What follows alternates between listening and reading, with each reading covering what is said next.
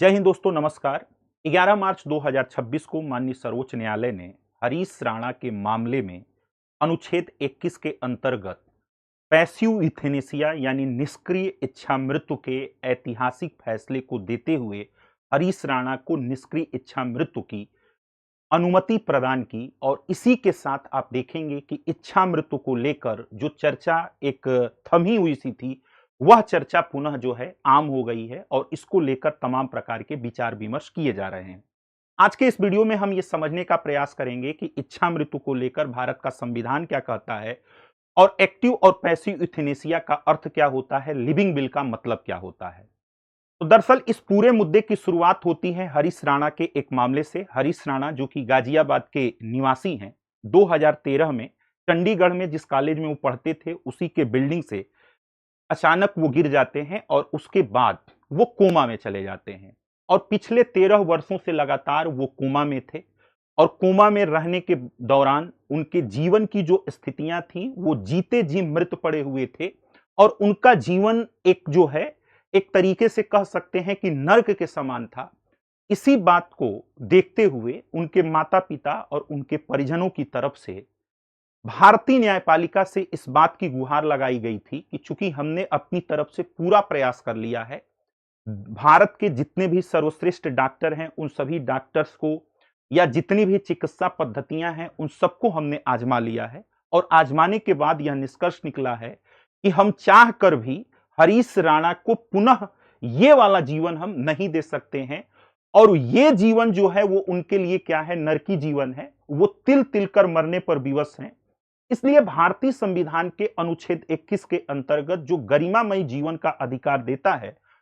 उसके अंतर्गत गरिमामय मृत्यु का अधिकार भी होना चाहिए और इनको पैसिव यूथेनेसिया की अनुमति दी जाए। अब इस बात पर विचार करते हुए एक लंबा ट्रायल प्रक्रिया चली। माननीय सर्वोच्च न्यायालय ने एम्स के डॉक्टर्स, जो स्पेशलिस्ट डॉक्टर्स थे, उनकी अध्यक्षता में कमेटी गठित की। इनके पूरे मेडिकल रिपोर्ट को चेक किया और चेक करने के बाद जब सर्वोच्च न्यायालय इनके परिजनों के तर्क से सहमत हो गए कि वास्तव में इनकी स्थिति उस स्तर पे पहुंच चुकी है जहां पर सुधार की संभावना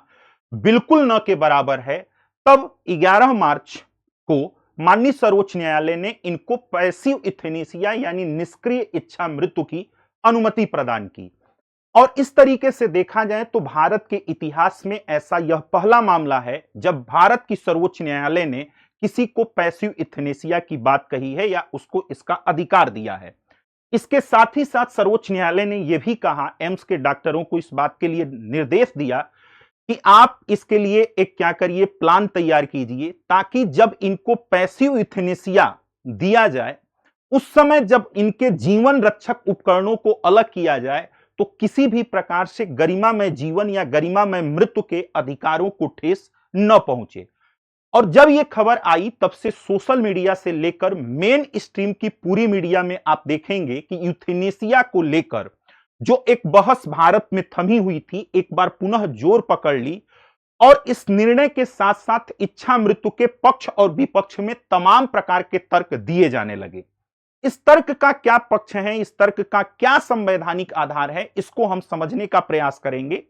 अगर हम भारत के संवैधानिक और न्यायिक इतिहास में देखें तो इच्छा मृत्यु की जो बहस होती है या जो इसकी मांग की शुरुआत होती है, ये 1990 के दशक में होती है। पी रति नाम का केस इसके मामले में पहला केस माना जाता है, लेकिन सबसे महत्वपूर्ण जो इसमें निर्णय आया था वह निर्णय आपके 1996 के ज्ञान कौर वर्सेज पंजाब राज्य के मामले में आया था,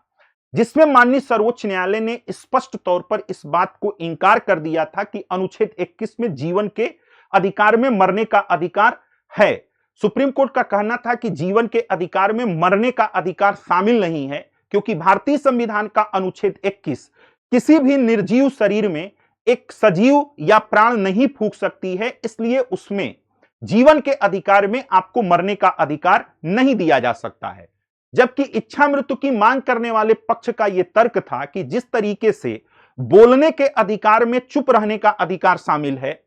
घूमने के अधिकार में न घूमने का अधिकार क्या है, शामिल है, ठीक उसी तरीके से जीवन के अधिकार में मृत्यु का अधिकार भी शामिल होना चाहिए। परंतु ज्ञान कौर वर्सेज पंजाब राज्य में न्यायपालिका ने इस मामले को क्या किया, इस मामले को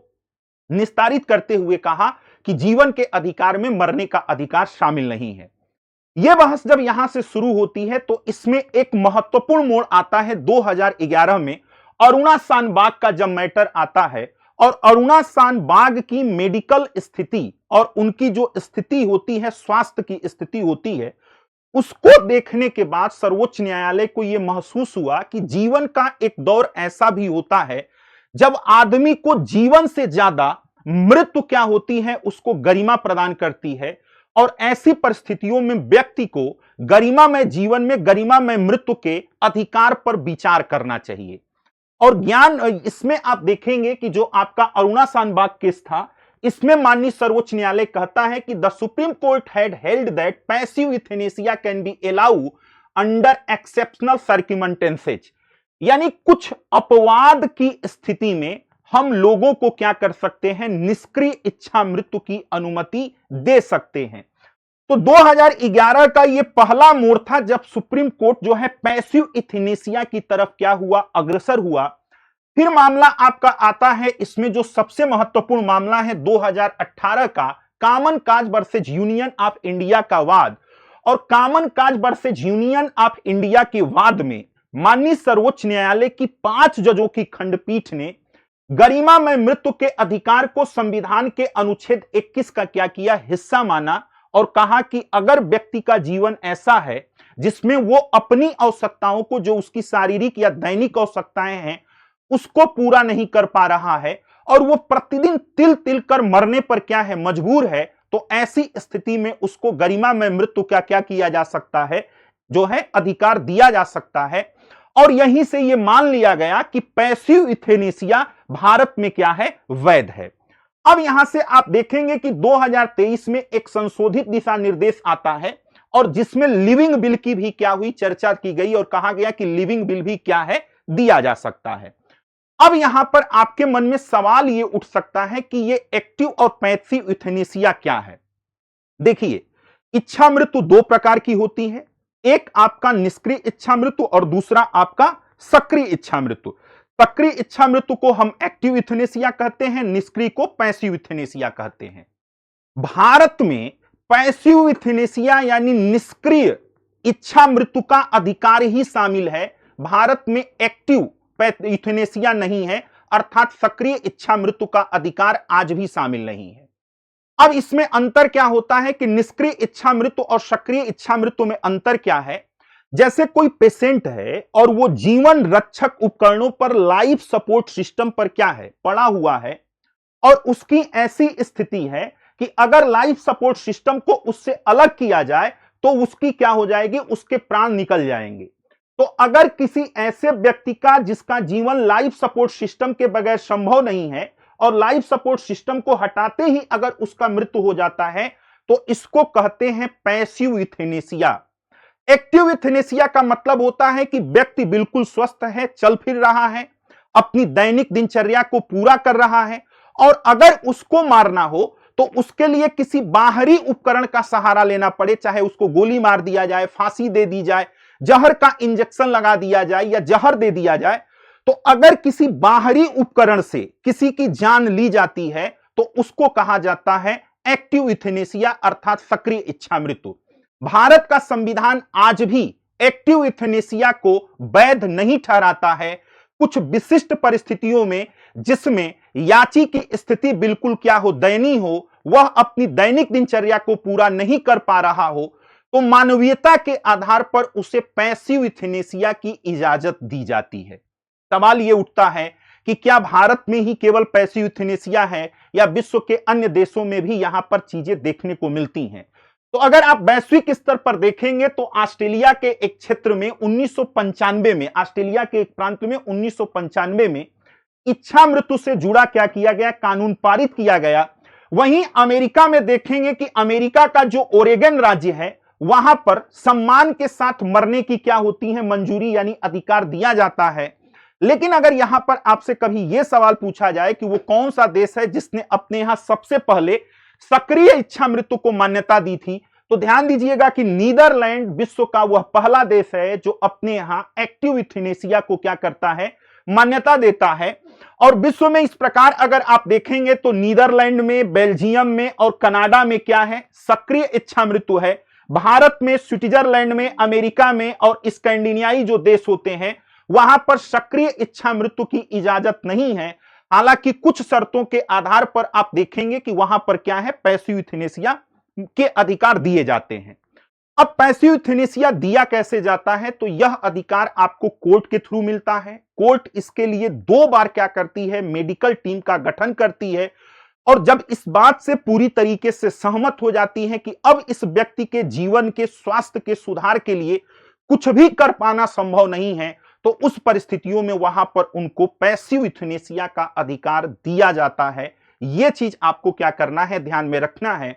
और अगर कोई व्यक्ति अपने जीते जी यह लिख के जाता है, ध्यान दीजिएगा कि किसी व्यक्ति को लाइलाज बीमारी हो जाती है